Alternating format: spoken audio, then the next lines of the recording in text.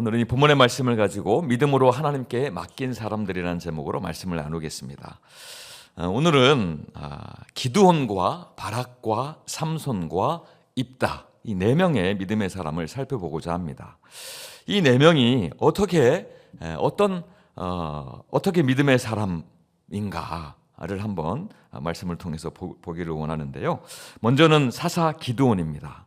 이 성경이 기드온을 처음 소개하는 장면을 보면 매우 인상적입니다. 그는 사사, 그러니까 이스라엘 민족의 지도자이지 않습니까? 외적의 침입으로부터 어찌 보면 이스라엘을 보호하고 또 막는 사람인데요. 그런데 성경에 처음 기드온이 등장할 때 그가 전쟁터 가운데 있지 않았습니다. 군대를 모으고 전략을 짜는 지도자의 모습도 아니었습니다. 그는 미디안의 침략이 두려워서 포도주 틀에 숨어서 곡식을 타작하고 있었습니다. 사사기 6장 11절 말씀 같이 한번 읽어보겠습니다. 시작. 여호와의 사자가 아비에셀 사람 요아스에게 속한 오브라에 이르러 상수리 나무 아래에 앉으니라. 마침 요아스의 아들 기드온이 미드안 사람에게 알리지 아니하려 하여 밀을 포도주 틀에서 타작하더니, 여러분, 포도주 틀은 포도 열매를 발로 밟아서 포도즙을 짜는 공간이지 곡식을 타작하는 장소가 아닙니다. 곡식은 평평하고 너른 탁 트인 장소에서 타작하지 않습니까? 자, 그런데도 기드온이 포도주 틀에서 타작을 한 것은 미디안 사람들에게 들키지 않게, 눈에 띄지 않기 위하여 선택한 장소입니다. 포도주 틀은 이렇게 좀 이렇게 구덩이처럼 되어 있으니까요, 숨어서 무엇을 하기에 적당한 장소입니다. 지금 기드온의 모습은 두려움 가운데에 웅크리고 숨어서 초라한 사람입니다. 자, 그런데 바로 그 자리에서, 그 포도주 틀에서 밀을 타작하고 있는 이 기드온을 하나님이 부르시는 것이죠. 그리고 이렇게 말씀하십니다. 큰 용사요. 저는 항상 이 구절을 읽을 때마다 하나님이 이런 음성으로 부르시지 않았을까 하는 그런 톤이 있어요. 큰 용사요. 네, 이 큰을 굉장히 이렇게 강조하면서, 또 용사를 강조하면서 여호와께서 너와 함께 계시도다. 여러분, 이 말씀을 들은 기드온의 마음이 어땠을까요? 포도주 틀에서 소심하게 밀을 타작하고 있는데 갑자기 큰 용사라고 자기를 부르고 있으니까요. 자신의 현실과 너무 다른 모습이지요. 그러니까 어찌 보면 좀 기드온 마음 가운데요, 좀 하나님 나를 비꼬시나? 그런 마음도 있었을 것 같아요. 그러니까 즉시 되물어요. 아니, 하나님께서 우리와 함께 계시다면, 우리 민족과 함께 하시다면 왜 이런 일이 우리에게 일어났겠습니까? 약간 좀 이렇게 가시가 돋친 그러한 반응 같습니다. 그는 하나님의 임재 자체를 부정하는 것이 아니었습니다. 자기에게 닥친, 자기 민족에게 닥친 그 현실을 하나님 앞에 그대로 토로하고 있는 것입니다. 그리고 이렇게 이야기하는 것이죠. 내가 큰 용사라니요, 나는 므낫세 중에 가장 작은 집안이고 나는 아버지 집에서 가장 작은 자니이다. 나는 약합니다. 자격이 없습니다. 용사라니요, 나는 준비되지 않았습니다. 기드온은 솔직하게 고백하고 있는 것이죠. 그런데 하나님은 이 기드온의 어찌 보면 가시돋친 이 말을 문제 삼지 않습니다. 그러면서 이렇게 이야기하시죠. 한 가지만 이야기하시는 거예요. 내가 너와 함께 하겠다. 네가 아무리 무엇이라고 이야기하여도 내가 너와 함께 하겠다. 성도 여러분, 기드온은 처음부터 담대한 사람이 아니었습니다. 두려워했고 흔들렸고 계속해서 확인하려고 했습니다. 하나님 말씀하시는데도 계속해서 표징을 구하였지요. 증거를 구하였습니다. 그러나 그는 끝까지 한 가지를 놓치지 않았습니다. 하나님이 나와 함께 하시는가. 그러기 위해서 계속해서 표적을 구하였죠. 하나님이 나와 함께 하시는가. 히브리서가 기드온을 믿음의 사람으로 부르는 이유가 바로 여기에 있는 것입니다. 믿음은 흔들리지 않는 사람이 되는 것이 아닙니다. 흔들리면서도 믿음 가운데 여러 가지 어려운 일들, 시험, 유혹, 그런 환난을 때문에 위태위태하여도요, 하나님을 붙드는 사람이 되는 것입니다. 기드온의 믿음이 바로 여기에서 시작되는 것입니다. 자기 확신이 생겨서도 아닙니다. 하나님의 임재를 그가 붙들었기 때문에 그를 믿음의 사람으로 그렇게 히브리서가 증거하는 것입니다. 믿음이 강하고 완전해서 쓰임받는 것이 아니라 자신의 약함을 인정하고 하나님이 일하시도록 자신의 자리를 내어드렸기 때문에 믿음의 사람이라는 것을 말씀하고 있는 것입니다. 이렇게 기도는 두려움 속에서도 하나님이 내가 너와 함께 하겠다라는 그 말씀을 붙들고 일어난 것입니다. 자, 그런데 여러분, 모든 사람이 그렇게 다 담대할 수 있는 것은 아닙니다. 하나님이 그렇게 말씀하셔도 여전히 혼자서는 발이 떨어지지 않는 거예요. 믿음의 발걸음을 내디디기가 어려운 것입니다. 그런 사람이 바로 바락입니다. 바락. 두 번째, 오늘 본문의 두 번째 믿음의 사람으로 나타나고 있는 바락인데요. 이 바락은 하나님으로부터 매우 분명한 말씀을 받습니다. 기도원처럼 그렇게 하나님의 말씀을 받아요. 전쟁하라는 명령도 분명하게 받습니다. 그리고 승리하게 하겠다라는 말씀도 하나님으로부터 분명하게 받습니다. 내가 시스라를 내 손에 넘겨주겠다. 이렇게 하나님 분명히 약속의 말씀을 주셨어요. 그런데 일어서지 않아요. 믿음으로 나아가지 않습니다. 그는 대신에 사사 드보라에게 찾아가서 이렇게 말합니다. 사사기 4장 7절 8절인데요. 교독해서 읽겠습니다. 내가 야빈의 군대 장관 시스라와 그의 병거들과 그의 무리를 기송강으로 이끌어 내게 이르게 하고 그를 내 손에 넘겨주리라 하셨느니라. 바락이 그에게 이르되 만일 당신이 나와 함께 가면 내가 가려니와 만일 당신이 나와 함께 가지 아니하면 나도 가지 아니하겠노라 하니. 네, 당신이 나와 함께 가면 가겠고 당신이 나와 함께 가지 않으면 가지 않. 사사 드보라에게 이야기하고 있는 거예요. 드보라는 여자 선지자라고도 그렇게 부르지 않습니까? 하나님의 말씀이 임하는 사람인 것이죠. 그러니까 거기 찾아가가지고 그렇게 이야기하는 거예요. 하나님이 내가 너를 시스라를 너에게 적군인 시스라를 너에게 넘겨주겠다. 내가 승리를 너에게 주겠다고 말씀하셨는데도 다시 드보라에게 찾아가서 이야기하는 거예요. 드보라요, 당신이 나와 함께 그 전쟁에 가지 않으면 나는 가지 않겠습니다. 당신이 나와 함께 가지 않으면 나는 움직이지 않겠습니다. 라고 이야기하는 거예요.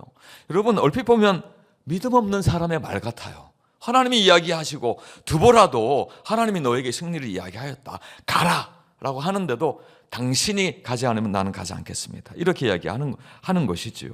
사람을 더 의지하는 것처럼 보여요. 드보라를 더 의지하는 것처럼 보입니다. 바락은 군대 장관이지 않습니까? 그럼에도 불구하고 여선지 드보라를 의지하는 모습을 보입니다. 그래서 사실은 사사기 성경에서는 이 일 때문에, 드보라를 의지한 일 때문에 바락이 영광을 얻지 못했다, 이렇게 증거합니다.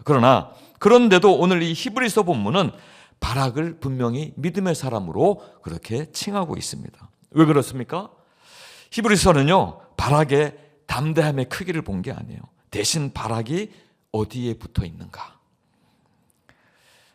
바락이 누구랑 같이 가기를 원했다고 성경은 이야기하고 있습니까? 드보라. 그 드보라는 선지자예요. 하나님의 말씀이 함께하는 사람. 그러니까 결국 이렇게 됩니다. 바락은요, 왜 그렇게 드보라와 함께 가기를 원했는가? 말씀에서 떨어지고 싶지 않은 거예요. 하나님의 말씀이 있는 그 자리에 함께 하고 싶은 그 마음이 있었다라는 것을 말씀하고 있습니다. 바락의 순종은 조금 불완전했지만, 그러나 그의 믿음은요, 자기의 판단이 아니라 하나님의 말씀에 기대어서는 믿음이었다라는 것을 히브리서는 보고 있는 것입니다. 성도 여러분, 오늘 우리의 신앙은 어떻습니까? 우리도 종종 이렇게 이야기합니다. 하나님 말씀은 알겠는데요, 제가 확신이 없습니다. 누군가 저와 함께 해주면 좋겠습니다. 혼자 결정하기가 두렵습니다. 그럼 바락의 이야기는 오늘 우리에게 이렇게 말해줍니다. 두려움이, 우리의 믿음의 여정 가운데 두려움이 있다고 해서 믿음이 없는 것이 아니다. 문제는 두려울 때에 과연 누구를 붙들고 있는가 하는 것이다 라는 것을 보여주는 것입니다. 여러분, 우리는 두려울 때 사람을 붙들기도 합니다. 환경을 붙들기도 하고요, 또 자기의 경험을 붙들기도 합니다. 그러나 바락은 어떻게 하였습니까? 말씀이 있는 그 자리에서 떠나지 않고 싶습니다. 말씀이 있는 그 사람과 함께 하기를 원합니다. 성도 여러분, 믿음이 강하여서 순종하는 것이 아닙니다. 말씀이 있기 때문에 순종하는 것입니다. 그것이 바로 믿음의 사람들이 걸어가는 믿음의 길입니다. 말씀이 있기 때문에 나는 순종한다. 말씀 곁에 머물기로 했기 때문에 나는 순종한다라는 것이죠. 기드온과 바락은 어떻게 보면 전혀 다른 사람들처럼 보여요. 히브리 11장에 같은 줄에 있죠. 32절 같은 줄에 기드온과 바락 이렇게 있긴 하지만 다른 믿음의 사람들처럼 보입니다.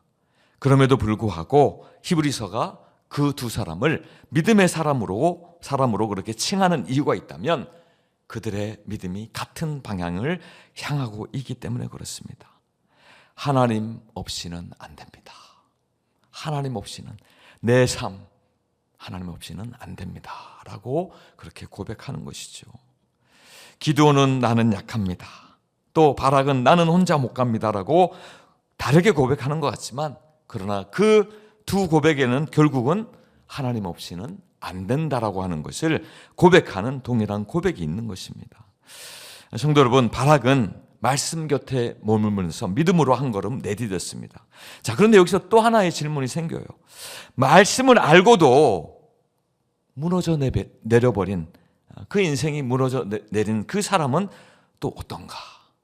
삼손을 이야기하고 있습니다. 오늘 믿음의 사람으로 기드온, 바락, 그 다음에 세 번째 삼손을 이야기하고 있습니다.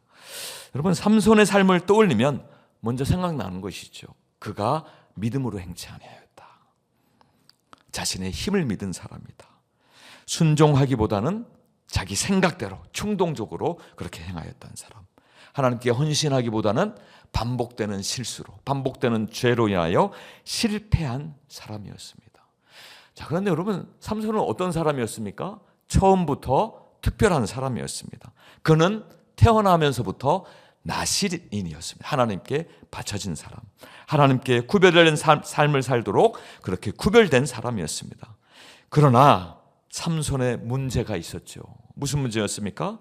하나님이 주신 은사를 누구를 위하여 사용하였습니까? 나를 위하여, 자기 자신의 욕망을 위하여 사용한 사람이었습니다. 그는 늘 하나님이 무엇을 하기를 원하시는가 묻기보다는 내가 무엇을 원하는가, 내 눈이 원하는 것은 무엇인가, 나의 마음이 바라는 것은 무엇인가를 늘 앞세웠던 사람입니다. 그러니까 그의 삶이 점점 무너져가는 것을 성경은 이야기하고 있습니다. 결국에는 어떻게 되었습니까? 들릴라라고 하는 그 여자에게 속아서 머리카락이 잘리고 눈이 뽑히고 블레셋 사람들에게 잡혀서 결국은 놀림 가운데 맷돌을 돌리는 신세로. 여러분, 맷돌을 돌리는 것은 동물이 하는 일이에요. 노새, 나귀, 그러니까 그런 처지가 되었다는 것을 말씀하고 있습니다. 하나님의 사람이었으나 동물보다 못한 존재로. 삼손의 인생은 여기까지 보면 완전히 실패한 사람입니다. 믿음이 있다면 어떻게 저렇게 살 수 있지? 자, 그런데 히브리서는 왜 그를 믿음의 사람으로 그렇게 이야기할까요? 삼손의 마지막 순간을 본 것입니다. 삼손은 모든 것을 잃은 그 자리에서 비로소 자기 자신을 보게 됩니다. 힘도 사라졌고 자존심도 사라졌고 자기 의지도 더 이상 없는 상황입니다. 그리고 바로 그 자리에서 삼손은요, 처음으로 진지하게 겸손히 하나님께 기도합니다. 사사기 16장 28절 같이 한번 읽어보겠습니다. 시작. 여호와께 부르짖어 이르되 주 여호와여 구하옵나니 나를 생각하옵소서. 주 여호와여 나를 생각하옵소서. 나를 기억하옵소서. 이런 기도입니다. 여러분, 이 기도에 아무런 조건이 없습니다. 성경을 보시면요, 그 마지막에 삼손이 하나님께 기도할 때요, 핑계도 없어요. 자기 의를 드러내지도 않습니다. 그는 단지 이렇게 이야기하는 거예요. 하나님, 저를 생각해 주십시오. 히브리서는 이 믿음의 기도에 삼손의 믿음을 보고 있습니다. 삼손의 믿음은 다시 돌아가는 믿음입니다. 다시 돌아가는 믿음. 다시 하나님께 방향을 돌린 믿음이라는 것입니다. 삼손은 평생토록 하나님의 은혜를 가볍게 여겼지만 마지막 순간에 그 은혜 말고는 붙들 게 없다는 것을 다시 깨달은 것입니다. 그리고 그는 다시 그 은혜로 돌아오는 것입니다. 그래서 삼손은 믿음의 사람이라는 것을 히브리서는 증거하고 있는 것이죠. 그의 인생이 완전히 무너진 그 자리에서도 하나님을 마지막으로 붙들었기 때문에 그를 믿음의 사람으로 보는 것입니다. 성도 여러분, 우리는 삼손을 욕하기 전에 우리 자신을 한번 돌아보기를 원합니다. 하나님이 주신 은사를 하나님보다 나의 만족을 위하여 사용하지는 않았는가? 같은 실수와 죄를 반복하면서도 이번 한 번은 괜찮겠지. 하나님도 국률이 풍성하신 하나님이신데 이번 한 번쯤은 괜찮겠지 하고 넘긴 적은 있지는 않은지요. 그리고 어느 순간 스스로에게 실망하고 아유, 나의 인생에는 소망이 없다. 그렇게 느낀 적은 없으셨습니까? 오늘 삼손은 우리에게 분명히 이야기합니다. 실패했다라고 느끼는 그 자리가 바로 다시 믿음으로 설 수 있는 자리라는 것입니다. 믿음은 넘어지는 삶이 아닙니다. 넘어졌을 때에 하나님을 다시 부를 수 있는 용기인 것을 믿으시기 바랍니다. 혹시 오늘 하나님께 돌아가기에는 너무 멀리 왔다라고 그렇게 생각하는 분이 계시지 않습니까? 이 시간 이 삼손의 마지막 기도를 통해서라도 지금이라도 하나님을 부를 수 있다면 아직 끝난 게 아니라는 것을 꼭 믿으시기 바랍니다. 성도 여러분, 삼손의 이야기가 우리에게 던지는 질문이 바로 이것입니다. 실패한 사람도 하나님께 돌아갈 수 있는가? 자, 그런데 돌아갈 수 있죠. 실패한 사람도 삼손을 보니까 돌아갈 수 있습니다. 하나님의 은혜 가운데 돌아갈 수 있습니다. 자, 그런데 여기서 한 걸음 더 나아가 이런 질문이 또 생기는 거예요. 그렇다면 처음부터 상처를 안고 시작한 사람, 처음부터 절망 가운데 그렇게 인생을 시작한 사람은 어떤가? 이 질문 앞에 등장하는 사람이 오늘 마지막으로 살펴볼 사람, 입다입니다. 입다는 삼손처럼 넘어져서 상처를 입은 사람이 아니에요. 그의 존재 자체가, 그의 태생 자체가 상처로 시작된 사람입니다. 사사기 11장 1절에서 3절 저와 교독해서 읽겠습니다. 길르앗 사람 입다는 큰 용사였으니 기생이 길르앗에게서 낳은 아들이었고 길르앗의 아내도 그의 아들들을 낳았더라.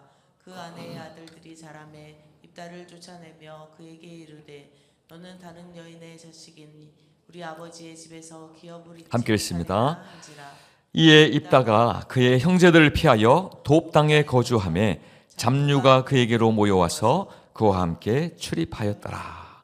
성경은 입다를 이렇게 소개합니다. 입다는 기생의 아들이었더라. 여러분, 이것은 단순히 그의 출생의 배경에 대한 설명이 아닙니다. 여러분, 그 시대 문화 가운데 기생의 아들, 이 말은요, 너는 우리 공동체에 속할 자격이 없어. 여러분, 입다가 선택해서 그런 인생을 산 것이 아닙니다. 그러나 입다는 기생에게서 나온 아들이라는 이유로 다른 형제에게서 쫓겨나고 가족에서 소외되고 공동체에서 밖으로 밀려나게 되는 것입니다. 자기가 선택한 게 아니에요. 태어나 보니까 그러한 상황이었던 것입니다. 소망을 가질 수 없는 그러한 인생이었던 것이죠. 너는 여기에 어울리지 않는다. 너는 원래 그런 사람이다. 네 태생이 그런데 어떻게 하겠느냐. 여러분, 삼손은 자신의 선택으로 실패하였지만 입다는 자신의 선택과는 상관없이 태어날 때부터 상처를 안고 시작한 것입니다. 자, 그런데 이렇게 공동체로부터 쫓겨남을 당하였는데요. 그 공동체가 위기 가운데 위기를 만나자 그 입다를 쫓았던 길르앗 장로들이 다시 입다를 찾아가서 이렇게 요청하는 거예요. 우리를 위하여 싸워달라. 다시 와서 우리를 암몬 족속의 공격으로부터 지켜주면 우리가 당신을 우리의 지도자로 삼아주겠다라고 이야기하는 거예요. 그럼 그때 입다가 그 마음이 어떻겠습니까? 자신의 상처를 무기로 삼을 수 있잖아요. 자신을 버렸던 사람인데요. 자신에게 상처를 주었던 사람인데요. 이제 와서 자기들을 위해 싸워달라고 분노할 수 있죠. 사람들을 향하여 복수할 수도 있을 것입니다. 한번 당해봐라. 암몬 사람들에게 당해봐라. 그리고 아무런 도움을 주지 않을 수도 있습니다. 자, 그런데 입다는 성경을 보니까 그렇게 하지 않았어요. 자신의 인생을 규정했던 상처들, 기생자식, 그것을 사람들과의 싸움으로 풀지 않습니다. 대신 그는 이렇게 이야기해요. 사사기 11장 11절인데요. 그래서 입다는 길르앗 지도자들을 따라갔고 그곳 백성들을 그곳 통치자와 사령관으로 삼았다. 그리고 입다는 미스바에서 그 계약 조건을 모두 여호와께 말씀드렸다. 이 계약 조건은 길르앗 장로들이 찾아와서 만약에 우리를 암몬으로부터 구원해주면 당신을 우리의 지도자로, 우리의 왕으로 그렇게 삼겠습니다. 한 그 계약을 이야기하는 거예요. 개역 개정 성경에는 이렇게 되어 있습니다. 그 모든 계약 조건을 모두 여호와께 말씀드렸다. 자기의 말을 다 여호와 앞에 아뢰니라. 여러분, 입다는요, 자기의 인생과 또 이 전쟁, 암몬과의 전쟁의 의미를 사람들 사이에서만, 사람들과의 계약 그 관계에서만 결정하려 하지 않았습니다. 모든 것을 가지고 누구에게로 나가는 거예요? 하나님께로 나가는 거예요. 그럼 마음의 깊은 상처들은 보통 두 가지의 길로 나간다고 합니다. 하나는 자신의 상처를 숨기는 것이죠. 사람들 앞에서 자신의 상처를 숨기고 참고 살아갑니다. 다른 하나는 그 상처를 근거로 사람들을 공격하는 거예요. 자, 그런데 입다는 지금 전혀 다른 길을 선택하고 있습니다. 자신의 상처를 품고 누구 앞으로 나아간 거예요? 하나님 앞으로 나아가는 그 길을 걸어간 것입니다. 입다는 자기 인생에 대한 판단을 사람들에게 맡기지 않습니다. 자기 자신에게도 맡기지 않습니다. 하나님께 맡겨드린 것입니다. 11장, 사사기 11장 27절인데요.